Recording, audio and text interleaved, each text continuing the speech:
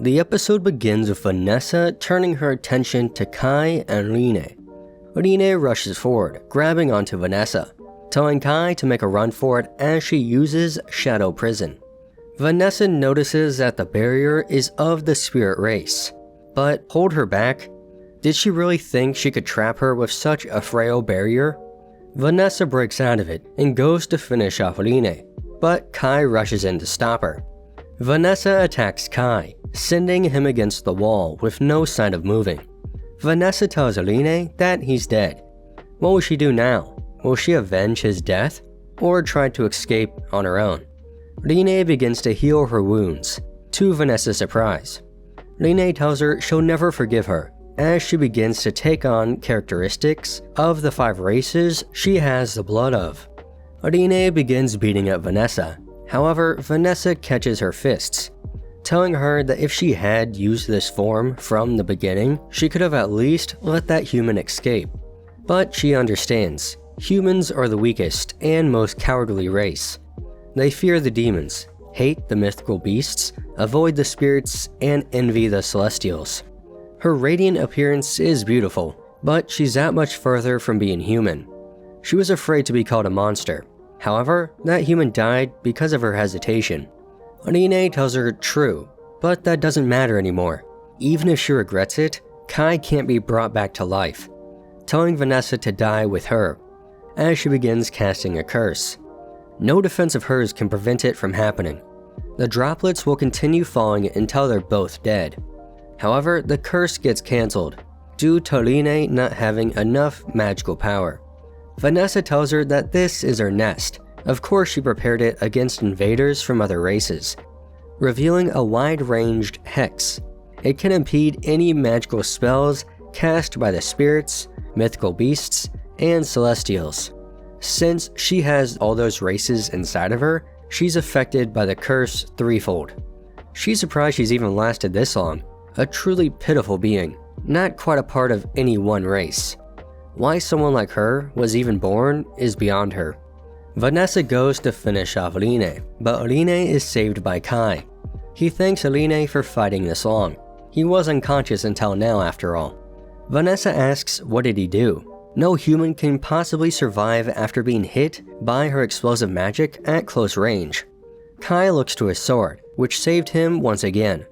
Vanessa begins to ridicule Kai, calling him a piece of insignificant trash who happened to survive 2 of her attacks. He crawled his way back while that mutt was fighting her, nothing more. Kai tells her that's exactly why he must defeat her by any means necessary. Rinne put her life on the line fighting. For his sake, he needs to show at least that much determination. Vanessa tells him all humans are the same. They all proclaim they'll show her the strength of humans, the potential of humans, the future of humans. It's all nothing but lies. The Spirit Sovereign, the Lord of Heaven, the Fang King, they're all nuisances, but they're all leaders with absolute strength. She acknowledges them as heroes. But for humans, there is no hero. Or is he calling himself one? Kai tells her he has no desire to become humanity's hero, but she did ask to be shown, didn't she? So he'll show her. In this world, there is no hero for humanity. Even so, he'll use everything he has to defeat her. He'll fight her as humanity's representative. Vanessa prepares another attack, called Devil's Planet. Kai slashes the attack, so she uses Flower of the Underworld. However, Kai gives Ashlyn the signal to kill the lights. Since humans don't have magic abilities, Vanessa can't sense them in the dark. However, she notices the shine of his sword. But we see that it's Rinne, as Kai appears behind her. He hits her with an iron mountain, while Rinne throws his sword. Vanessa admits it's her loss. They can have Urza back. Something begins to happen to Vanessa's body, and she starts to remember the name Sid the Prophet. How could she have made such a foolish error? World reincarnation. The world will be rewritten. So that's what he was talking about. The world will be recreated. Sid called this phenomenon world reincarnation. Someone caused the world reincarnation to occur, altering the world. It must be one of the other 3 heroes. Sid foresaw the strange occurrence that was to happen in this world. That is why Sid had entrusted her with his sword. In order to prepare for what's to occur, she managed to hide the sword away. That is the one and only key to correcting the alteration of the world. Kai is confused. Weren't she and Sid enemies? There are records that they fought during the Great War. Vanessa tells him that's true. They certainly crossed blades with each other. However, there are events in the past of which he is not aware. A forbidden code, hidden away in the world he knows. The Code Zero. It's a troublesome magic. She congratulates him once again on utilizing the darkness to defeat her, his courage to let go of his ultimate weapon, his honed combat skills, finally realizing what the human spirit is. She lost big time here. She can't make excuses for it either. He better prepare himself. If they meet again, she'll face him as a succubus instead. Kai collapses in disbelief. They beat the hero of the demons. We then hear a report that the Urza rebel army, commanded by the Knight of the Sacred Light, Gianne, has successfully retaken the royal capital, Urzak, and defeated the hero of the demons. Rinne asks Kai if he's okay, which he is. It's just, there's something they need to figure out now. He thought something had happened to the two of them, but if they're to believe Vanessa's words, it's the opposite. Something happened, and they were the only two unaffected. Gianne thanks Kai on behalf of the rebel army. Because they took back this area, humans will be able to do more in the world. They'll rebuild the city even better than it was 30 years ago. But she believes that can be done by someone other than her. She'll leave the reconstruction of the royal capital to the executives. Those who knew the royal capital 30 years ago will be more enthusiastic about its recovery than a youngster like her. Rinne asks what is she going to do? Is she done because they drove away all the demons?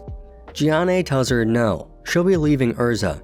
There are 3 major federations that were conquered. Io Federation to the east, Yulin Federation to the south, and Schultz Federation to the west. One has been overtaken by the Celestials, one by the spirits, and one by the mythical beasts. And there are rebel groups fighting against each occupying force. She'll be working with the other rebel groups to deploy a large-scale operation. There's already talk of forming a united front from several rebel groups. The news of the hero of the demons' defeat has lit a fire under the world at large. That is why she'd like them to come along. They might be able to pull off the same thing Kai's world did. She'll take command and lead the soldiers so that Kai will have the utmost support. She'll become the greatest commander in order to do so. That is why she would like to fight alongside them, vowing to finish the Great War of the 5 races. Kai is surprised.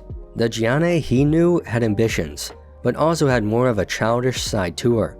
She'd contact him during his training sessions to speak of personal matters through their official communicators. And she'd ponder about what presents to get her friends, and she would worry about her future. He'll tell her more about it one day if she'd like.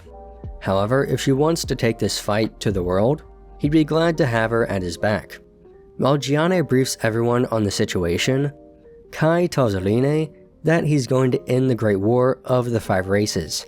If there's no Sid here, he'll have to do it himself, then find out who's behind the world reincarnation, and set the world right.